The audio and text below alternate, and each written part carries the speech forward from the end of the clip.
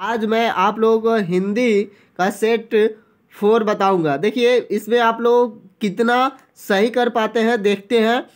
तो इसमें से 100 क्वेश्चन है, इसमें से 50 क्वेश्चन आपको कम से कम क्या है कि बनाना है और उसका सही उत्तर देना है।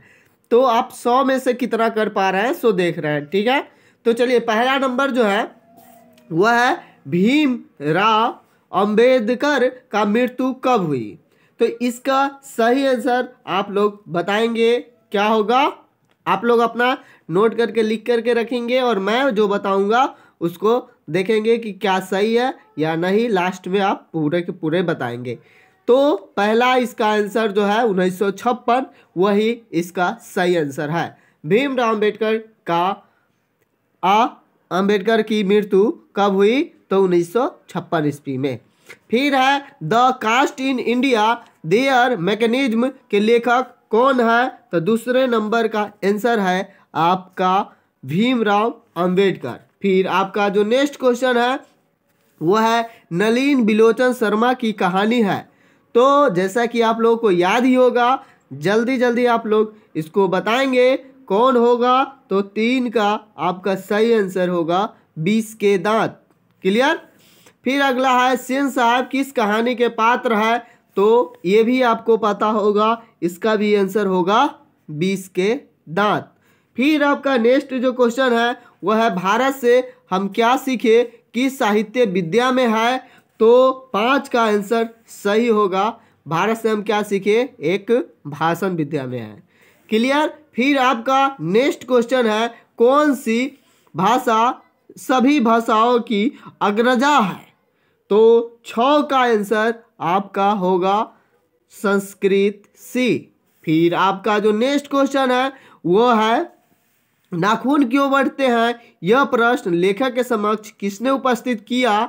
तो इसका भी आप लोगों को आंसर बहुत अच्छे से पता ही होगा, उसकी छोटी बेटी ने।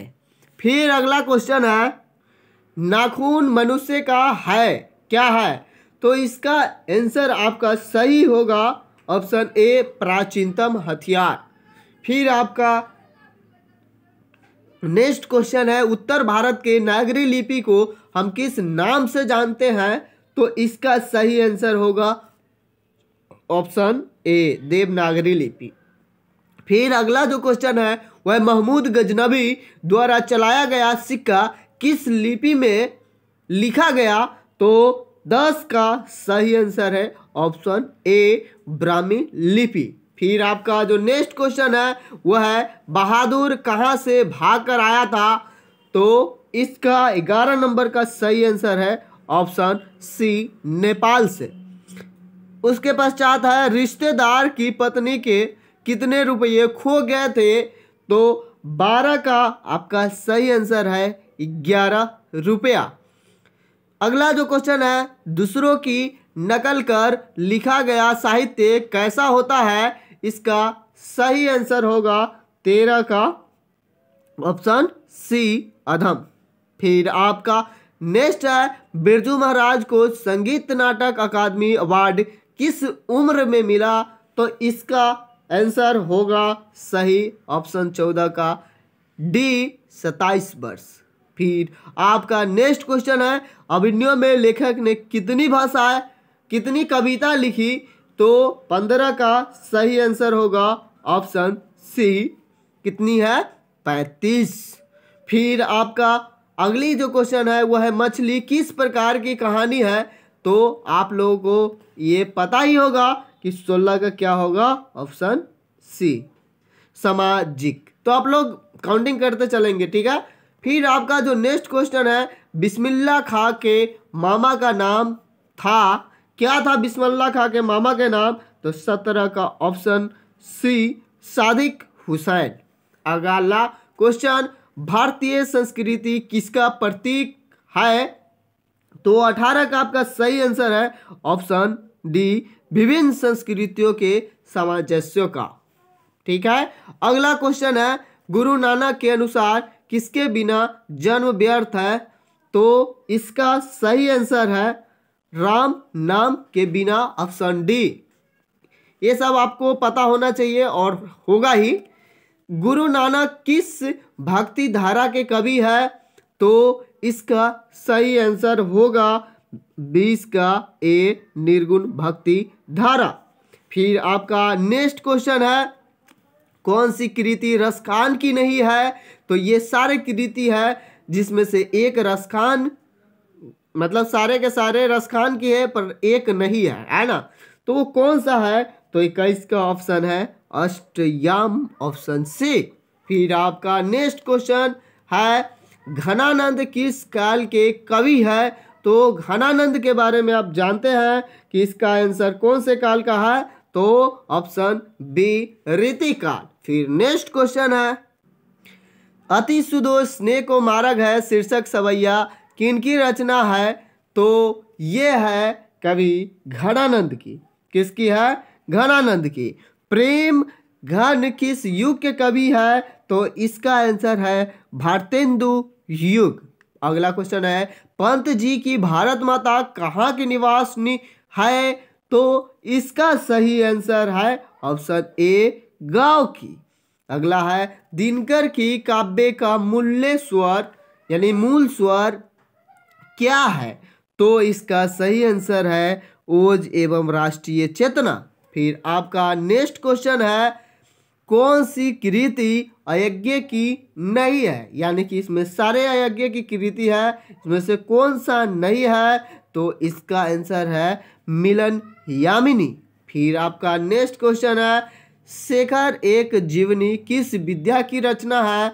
तो 28 का सही आंसर है ऑप्शन ए, उपन्यास। अगला क्वेश्चन है, कुंवर नारायण कैसे कवि है? तो 29 का आपका सही आंसर है ऑप्शन डी, संवेदनशील।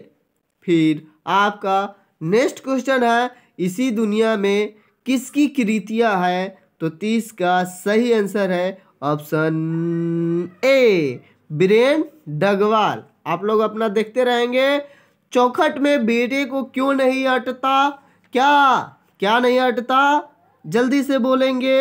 हाँ, क। ठीक है, कबूतर तो ही है, फुदक जाता है। फिर अगला है, लौट कर आऊंगा फिर कविता का वर्ण विषय क्या है? तो 32 का सही आंसर है ऑप्शन ड, बंगाल की प्रकृति। फिर आपका अगला क्वेश्चन है, जीवनानंद दास किस भाषा के कवि है? तो इसका सही आंसर है ऑप्शन बांग्ला। ठीक है, रेनर मारिया रिल्के की काव्य शैली कैसी है? तो आप लोग बताएंगे। 34 का कौन सा है?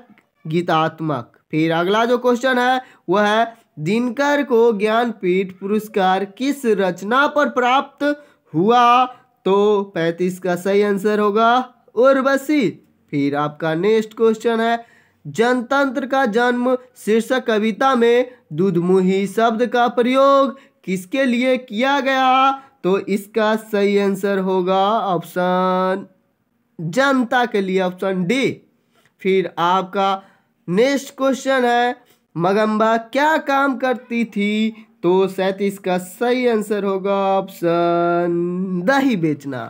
तो इस तरह से आपको लिखते रहना है कि कितना हो रहा है। फिर अगला जो क्वेश्चन है, मंगम्मा थी कौन थी? तो आपको बताना है इसका आंसर अंधविश्वासी। सात कोरी होता है किस भाषा के साहित्यकार है? तो 39 का आपका सही आंसर उड़िया। फिर आपका नेक्स्ट क्वेश्चन है, ज्योतिषी ने मंगू के बारे में क्या कहा था? तो इसका सही आंसर होगा आपका ए, आने वाले अगहन में मंगू अच्छी हो जाएगी। अगला जो क्वेश्चन है वह है, पहले दिन पंपाती को क्या था? तो इसका सही आंसर है बुखार। आपका नेक्स्ट क्वेश्चन है, धरती कब तक घूमेगी की नायिका कौन है? तो इसका सही आंसर है ऑप्शन बी, सीता। फिर आपका नेक्स्ट क्वेश्चन है, हिमालय शब्द कौन सी संज्ञा है? तो इसका सही आंसर है ऑप्शन बी, व्यक्तिवाचक। फिर आपका नेक्स्ट क्वेश्चन है, मैं रामायण पढ़ता हूँ, इस वाक्य में कौन सर्वनाम है? तो आप लोगों को ये सारे के सारे पता होगा। अगर नहीं है तो सर्वनाम पर मैं वीडियो बनाया हूँ, आप लोग उसको देख सकते हैं। और भी कोई भी व्याकरण से कोई प्रॉब्लम है तो भी आप पूछ सकते हैं। और जितने भी क्वेश्चन है दीर्घ उत्तरीय सारे का क्वेश्चन मेरे चैनल पर अपलोड है। अगर जिसका नहीं है कमेंट करेंगे, मैं उसका भी कर दूंगा, तो आप लोग चैनल पर जाकर के देख भी सकते हैं। तो 44 का ऑप्शन होगा पुरुषवाचक, जिसमें मैं ये सब वह भी आता है ना, यू। हाँ, अगला जो क्वेश्चन है वह है स्वर्ग का विशेषण होगा, तो 45 का आंसर होगा स्वर्गीय। ठीक।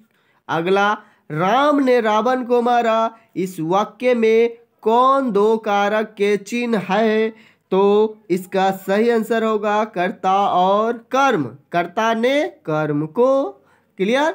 तो इसी तरह से अगला क्वेश्चन है वर्तमान काल के कितने भेद होते हैं? तो जैसा कि हिंदी में ऑप्शन 5 होते हैं। ठीक है। फिर अगला है व्युत्पत्ति का संधि विच्छेद करो, तो व्युत्पत्ति का संधि विच्छेद क्या होगा? तो बीज और उत्पत्ति। अगला जो क्वेश्चन है वो है विद्यार्थी शब्द में कौन सा संधि है? तो इसका सही आंसर है दीर्घ संधि। फिर आपका अगला क्वेश्चन है महात्मा में समास बताइए, तो आप लोग इसका समास बताएंगे। महान आत्मा यानी कर्मधारय समास का भी मैं वीडियो अपलोड कर चुका हूँ, जिसमें पहचानना समास को बहुत ही आसान है। अगर आप थोड़ा सा रिवीजन करना चाहते हैं तो वो भी देख सकते हैं।